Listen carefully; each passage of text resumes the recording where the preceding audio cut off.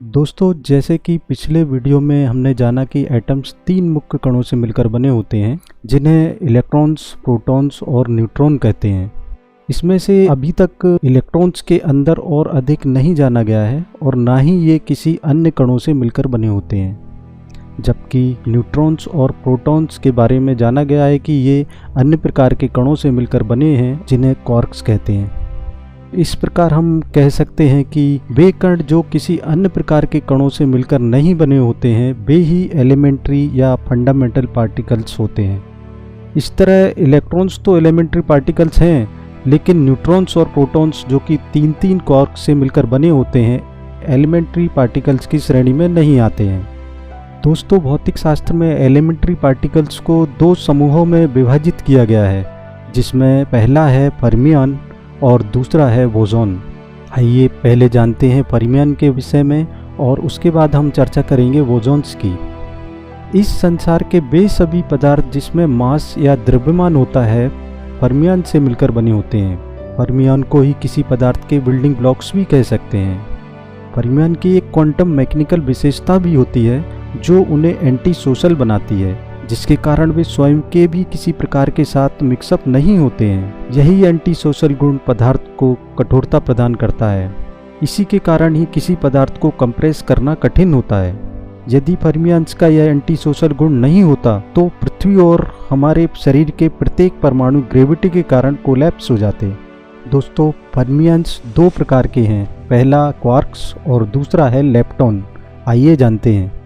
Quark 6 प्रकार के होते हैं, up, charm, top, down, strange और बॉटम। अप, चार्म्स और टॉप क्वार्क्स पर +2/3 चार्ज होता है तथा डाउन, स्ट्रेंज व बॉटम पर -1/3 चार्ज होता है। इनमें से अप क्वार्क्स और डाउन क्वार्क्स ही मुख्यतः न्यूट्रॉन व प्रोटॉन को बनाने में योगदान देते हैं। आइए समझते हैं कैसे इनका चार्ज कैलकुलेट करते हैं। एक अप क्वार्क्स पर +2/3 चार्ज होता है तथा एक डाउन क्वार्क्स पर -1/3 चार्ज होता है। न्यूट्रॉन जो एक अप और दो डाउन क्वार्क से मिलकर बना है, इस तरह न्यूट्रॉन पर नेट चार्ज 0 होता है। दोस्तों, दो अप क्वार्क्स तथा एक डाउन क्वार्क्स मिलकर प्रोटॉन को बनाते हैं और प्रोटॉन पर +1 चार्ज होता है। आइए समझें कैसे।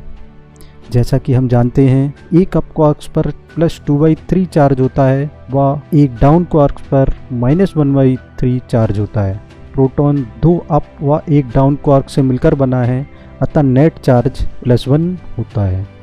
क्वार्क्स के ऊपर एक स्ट्रॉन्ग न्यूक्लियर फोर्स भी कार्य करता है, जो न्यूट्रॉन व प्रोटॉन में जो क्वार्क्स से मिलकर बने होते हैं उन्हें आपस में होल्ड करके रखता है।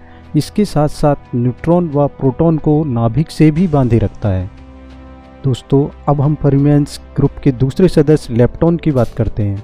लेप्टॉन 6 प्रकार के होते हैं, जो हैं electron, muon, tau, electron neutrino, muon neutrino और टाउ न्यूट्रिनो। इलेक्ट्रॉन, म्यूऑन व टाउ पर -1 चार्ज होता है, जबकि इलेक्ट्रॉन न्यूट्रिनो, म्यूऑन न्यूट्रिनो व टाउ न्यूट्रिनो पर 0 इलेक्ट्रिक चार्ज होता है और लेप्टॉन्स पर स्ट्रॉन्ग फोर्स का कोई प्रभाव नहीं पड़ता है। आइए अब हम बात करते हैं बोसॉन्स की। दोस्तों, जैसा कि नेचर में 4 मुख्य फोर्स कार्य करते हैं, strong force, weak force, electromagnetic force और ग्रेविटी। बोसॉन्स ही इन चारों फंडामेंटल फोर्स के कैरियर का कार्य, या हम कह सकते हैं इन चारों फोर्सेस के लिए रिस्पॉन्सिबल भी हैं। इसे दैनिक जीवन में एक उदाहरण से समझने का प्रयत्न करते हैं। जैसे किसी टूटी हुई वस्तु को जोड़ने के लिए ग्लू का प्रयोग करते हैं और वह दो भागों को जोड़ने का कार्य कर देती है, उसी प्रकार यह बोसॉन फोर्स का यह फंडामेंटल फोर्स के कैरियर का कार्य करते हैं। जैसा कि हमने जाना कि नेचर के 4 फंडामेंटल फोर्सेज हैं, उनमें जिस नाम से यह बोसॉन होते हैं वे इस तरह से हैं।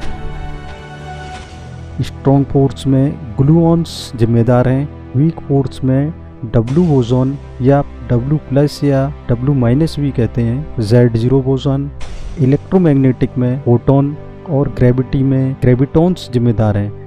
लेकिन अभी तक साइंटिस्ट द्वारा ग्रेविटॉन्स की पुष्टि या खोज नहीं हुई है। लेकिन अभी बस इनकी कल्पना मात्र की है कि यह अवश्य ही ग्रेविटी के लिए रिस्पॉन्सिबल बोसॉन हो सकते हैं। दोस्तों, अब हम बात करते हैं लेटेस्ट खोजा गया बोसॉन कण जो है हिग्स बोसॉन या गॉड पार्टिकल।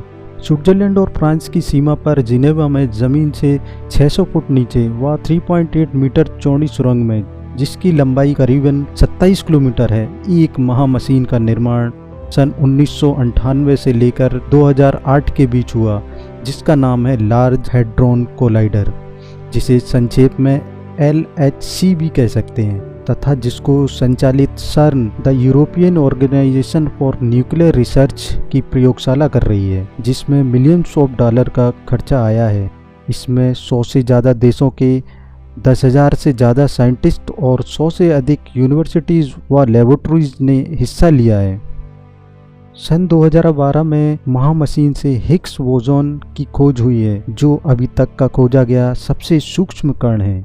यह नाभिक और इलेक्ट्रॉन के बीच जो खाली जगह है उसमें पाया गया है। इसका अर्थ है इस संसार में जो भी खाली जगह है जिसे हम स्पेस कहते हैं, वहाँ हिग्स बोसॉन या गॉड पार्टिकल्स होते हैं। दोस्तों, इस गॉड पार्टिकल्स के मिलने से व महामशीन के प्रयोग भविष्य में ब्रह्मांड के कई रहस्यों से भी पर्दा उठा सकते हैं।